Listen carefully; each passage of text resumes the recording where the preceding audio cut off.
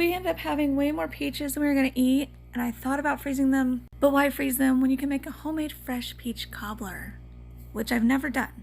But I searched the internet, found out that I first have to blanch the peaches, which is a whole thing and kind of miserable. And I felt like I stood in my kitchen for an eternity to get that done.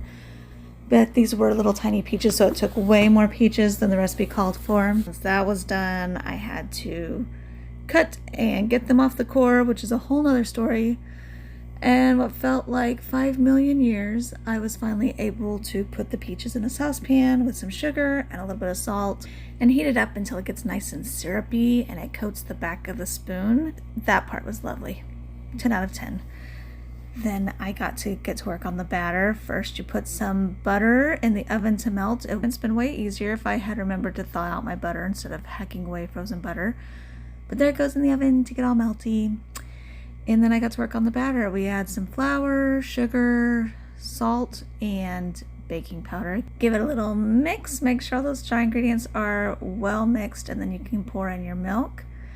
You do not want to over mix the milk. Just make sure your dry ingredients are coated. Pull out that nice melty butter and pour your batter over top. Smooth it out. And then you get to put the peaches and all their yummy syrup on top, which is really cool because as it bakes, that batter is going to puff up over the peaches and get really yummy.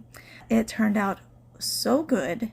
Would I do it again? I don't know, but it was delicious.